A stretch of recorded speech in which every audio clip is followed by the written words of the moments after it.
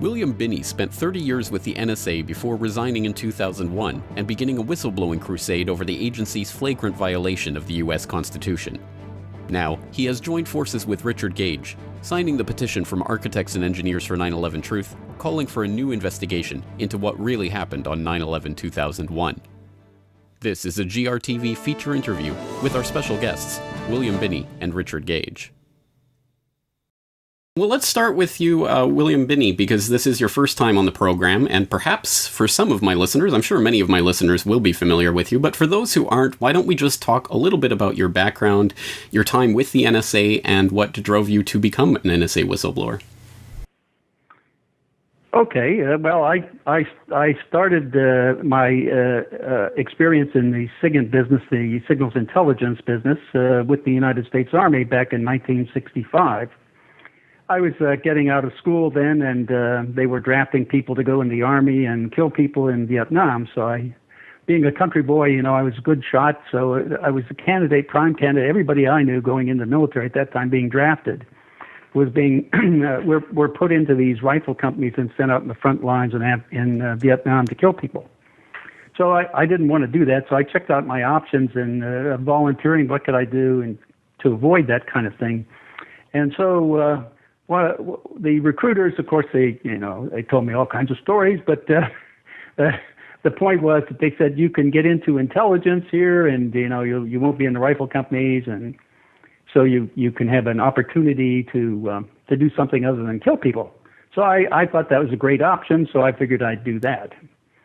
And so that was my introduction to NSA, and that got me into the intelligence business at NSA, and from there on, I wanted to get out of service, and they wanted to recruit me, and so I became a high-priority recruit, and then I joined NSA as a civilian. I got out of service in '69, joined NSA in '70, and then I stayed there until October 2001. And throughout that career, I was for almost 30 years. I was involved in analyzing the Soviet Union, breaking codes and things like that. And data systems, ciphers, all kinds of things like that. That's where I got into doing that kind of thing. And so I was designing systems at that time, and the systems I came up with were ways and means to solve the volume velocity variety problem and do a selective attack on being able to look at all the data, first of all, and then select out only that which was relevant to issues of crime or military or any kind of political activity in the world, so that we could monitor that and keep track of that. Well, that solution I came on board in 2002, and late 2000, we had it running completely. And so we were at the time proposing we deploy that to take care of the terrorist problem to 18 sites around the world for $9 million. Okay, that's all it was going to cost, so that we could monitor everything the terrorists were doing anytime they did anything. So, and that was the whole point of it. So, to make it short, they rejected that because it didn't cost enough money, it didn't build a big empire, and that was their fundamental problem with it. So. That's what they did. Then they basically ignored it even until 9/11, and then they looked around and they said, well, hey, this program that we did would handle massive amounts of data. In other words, we saw no limit as to how much data we could handle. And we could index it and graph it and understand what was in it, and also map it together so we could do timelines for all kinds of massive data. So that was the thing that they looked at as useful to them to monitor everybody in the United States and indeed everybody in the world. And so that's where they went, and they did that starting in October of 2001. And so at that point I decided, well, I have to get the hell out of here because I can't be a part of this, So, I mean, this is a real mess, and I couldn't stand by. So for the next 7 years, I tried, along with Kirk Wiebe and Diane Rourke and Tom Drake, to try to get the government to correct its ways, by working inside the government, going to the intelligence committees, the Inspector General, the Department of Defense, and Department of Justice, and also other members of Congress that weren't part of the intelligence committees, and none of that worked. It was all basically a failure. All it did was draw attention to us, and that we were loose cannons on deck, so to speak, and nobody wanted anybody to be aware of the real program that they were running, and so they sent the FBI to raid us and threaten us and intimidate us, and then they used the DOJ after that to threaten us with prosecution. They manufactured evidence, by the way, which I caught them at. That's why they dropped it. I didn't have the evidence to save Tom Drake, so he had to go to trial. But Jim Bamford also looked at that and found all the data that they were accusing him of having that was classified. He found it all on the web. I mean, it was all issued by NSA on the web. So I mean, this is our Department of Justice fabricating evidence to try people. I mean, this is insane. This is why I've been calling this a police state. And that shift in focus towards mass bulk collection of data was motivated specifically by 9/11, or was that something that had been discussed before the events of 9/11? Well, at the time, I thought it was motivated by 9/11, but later on in 2006, when some testimony by the CEO of Quest, Nacio, and his court case came out, and the lawyer said that Nacio, and they had records for the visit and all to go with that, was visited on the 27th of February of 2001 by someone from NSA. It was either General Hayden or someone else. And they came in and asked him to supply them with all of the customer data that he had on hand. That meant all the billing records and communications of all the people who were his subscribers. It's just like the billing data they took from AT&T and Verizon, just like that Verizon order.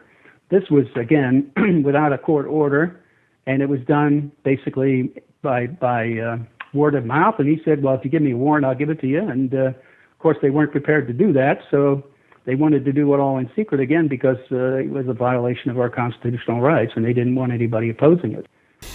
So there was a shift already taking place, but it was certainly the public unveiling of that shift was motivated by 9/11 and the supposed terrorist threat that 9/11 itself represented. So that brings us, I think, to the other part of our conversation with our so far silent partner, Richard Gage. First of all, Richard, obviously my regular listeners will be familiar with yourself and your organization, but there's always new listeners joining in. Why don't you just explain to us what Architects and Engineers for 9/11 Truth is? We're a nonprofit organization of over 2,200 architects and engineers now demanding a real investigation of what happened at the World Trade Center. We have over 19,000 other individuals joining us demanding a real investigation based on the specific evidence, the scientific evidence for explosive controlled demolition at all three World Trade Center skyscrapers on 9/11. Now, tell us specifically about the petition that's available for signing by architects and engineers and other supporters at AE911Truth.org. The petition demands of Congress a real investigation of the destruction of these three high-rises, including World Trade Center Building 7, a 47-story skyscraper that falls on the afternoon of 9/11 without having been hit by an airplane, straight down, uniformly, symmetrically, into its own footprint, just about, at free fall acceleration in under 7 seconds. So these licensed and degreed individuals are placing their reputations on the line, having looked at and examined the eyewitness testimony, the video testimony, and the forensic evidence available to everybody on the internet, not in the mainstream media. Based on all of that, demanding a real investigation, NIST, the National Institute of Standards and Technology, did not perform an investigation at all. They were just building reports, and they are full of fraud. Now, this is where we can start to connect these two narratives. Mr. Binney, I understand that you recently signed the petition to become a supporter of AE911Truth. Tell us about the story of how and when you came to sign this petition. Well, I was at the Ridenour Award ceremony in 30 April of this year, I was asked to accept the award for Flora Poitras. Both Laura and the Snowden got awards there at that time, and I was accepting for Laura, and we had a conference afterward, a panel meeting that discussed some of the issues with what was going on in the United States at the time, and David Schlesinger was there, and he asked me toward the end of the panel if I would come and just listen to them to hear what they had to say. So I did. I agreed to do that, and of course it took me a while to do that, but and that was just recently that I did. And I went to Dr. Tim Eastman's house. He's a physicist, and David and Tim took me through all the evidence that they were looking at and talking about, because I'd never looked at that myself, because I'm not a structural engineer or a demolitions expert or anything like that, so I couldn't. I mean, what I would say about it doesn't really mean a great deal, because I don't know that much, but I do know science, and I do know what good science is and what bad science is. And it was pretty clear to me that at best what they were doing and what they could call it was sloppy science. That was what I got out of the NIST statements. So from there I just said, well, I would sign the petition to get a new investigation that wouldn't ignore basic facts or basic observable occurrences. That's fundamental to science. You don't basic observation is fundamental. I mean, it's not something just because you don't like something, you don't ignore it. And like I said earlier, I mean, you'll never solve a crypto problem if you take that approach. You just will absolutely fail at every turn. So that's how I came to sign the petition. So, Mr. Gage, I understand this is your first time talking to Mr. Binney directly. What was your reaction when you found out that he was one of the signatories to this petition? I was delighted that we have former high-level officials in the U.S. intelligence and others who have come forward to join us in our growing call for a new investigation. Bill's officials are impeccable, and he's getting the word out along with the other whistleblowers in the United States. And we got to have more and more people like Bill stepping forward, or like Bill said, we're very concerned also that we're stepping into a police state as a result of the policies enacted as a result of 9/11. So if there's any question about what happened on 9/11, then we got to have a real investigation that gets at the truth. After all, we've lost 6,000 U.S. soldiers. 1 million Iraqis and Afghanis have lost their lives, at least, maybe 2 million. And we have draconian policies that have set forth that have, our legislators have sacrificed our civil liberty in favor of security. So we don't hand in our freedom for security, especially with all of the questions that Bill is raising, or we're going to lose both. That is a very astute observation. So, Mr. Binney, you obviously have been you've been sort of in the United States for the past 13 years and viewing what's going on, and yet you say that this is the first time in that 13 years that you've really been presented with the evidence of controlled demolition at the World Trade Center complex in a thoroughgoing manner in that 13-year period. What do you think that tells us about the state of the mainstream media and its abdication of responsibility in actually informing the public of these issues? Well, I think I tried to imply that they had a selective outcome. They were picking basic facts to meet. So in other words, they were prejudicing the entire argument to get to a point where they wanted to be, and nobody challenged that. I mean, our when it comes to national security, anything that comes close to that, none of the mainstream media really challenges it in any way. I mean, you could see people in Russia today, or maybe. When Elliot Spitzer had his show on current TV, or Glenn Beck, or Bill Maher, even. I mean, it's across the entire spectrum. those people are standing up and saying, hey, this is something we should really be concerned about. So, but the mainstream media is out to lunch. And I think that's the way they want to be, because that continues to give them access to, people they need to interview and things like that, I think. That appears to me to be the reason they're doing it. Well, as I'm sure you're aware, the implications of the petition that you have signed are, if you'll excuse the pun, quite explosive, insofar as they do posit a fundamentally different narrative of 9/11 than the one that we've been told all of this time. And obviously, this hinges on an extremely important detail. I suppose you could call it a detail, whether or not these buildings were taken down as the result of a controlled demolition. And if that is the case, if we can establish that scientifically, that does fundamentally change the narrative of who was involved and what the government knew and what has taken place in the meantime. What can you say about the implications of this investigation and what it can possibly uncover about what really happened on 9/11? Well, I think I've been basically saying that they've been perpetrating a fraud on the people of the United States. So that's really what has to be addressed. Let's get the truth out here. They don't seem to want to address the truth. They don't want the truth out. That's all. So, my point is very simple. Let's have at it again. And this time, let's do it right and be honest with the outcome that we get. I mean, even if they observe something or find something and they can't explain it, they should at least say, "Well, we saw this, but we don't know what it means." They could say that too. I mean, that's fair enough.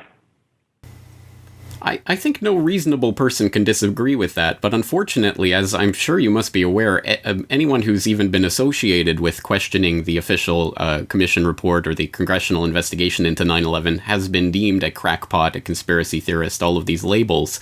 And I'm sure you are now prepared for this label to be applied to yourself in this case. What do you think might be the ramifications on this in terms of the attacks on your own personal character? Well, I don't see any of that. I mean, after all, they called me a disgruntled employee when I left talking about these things. So that's why that was the technique they got to. At least they didn't call me semi-insane like they did with Russ Tice. I mean, they called him that. I mean, they called him mentally disturbed, and so that was how they discredit people. That's standard KGB tactics, by the way. Except the only difference was they didn't put him in an institution. That's the only difference. The implications of this are staggering on so many levels, and again, I just don't think that most of the public truly appreciates this yet, so I think we have to get the word out about this, and one of the ways to delegitimize the system, of course, is to delegitimize the founding rallying principle of all of this, which is the September 11th attacks, which somehow seemed to justify, in the minds of some, all of this abrogation of basic civil liberties. So it is a momentous thing, I think, when we start to see some of these different threads coming together and different people working together, which is why I'm glad to see William Binney, signatory to AE911Truth.org's petition, which, again, will be linked up in the show notes for this. Mr. Gage, any final thoughts that you'd like to leave us with today? I think it's extremely important that we have people who are not just listening to this vital information, this wake-up call, but doing something about it. And so we're encouraging everybody this September 11th, when the consciousness of the American people and people around the world are focused on 9/11, it is such a vulnerable hinge point in the plan, if you will, of the perpetrators, whoever they are, of 9/11, that we use it to the maximum possible extent to break the censorship wall, the wall of denial in people, by bringing this information, as we've highlighted it on our website, AE911Truth.org. And email it to every architect, engineer, every media official, every political official, that people can. This is the time to act and to wake up people. And we found that the scientific evidence, as has woken up, if you will, in the case of William here with us, it does work. We've just got to get people to look at it, and that's the listener's responsibility today. Well, then let's leave it in the hands of the listeners and viewers out there and thank both of our guests for your time. William Binney, Richard Gage, thank you so much for taking the time to talk with us today. Thanks for having me. Okay. For more on this story and other breaking news and current events, please go to globalresearch.ca. For more research and analysis by James Corbett, please go to corbettreport.com. The Center for Research on Globalization depends on your support. To purchase a book or DVD, or to make a donation, please visit globalresearch.ca today.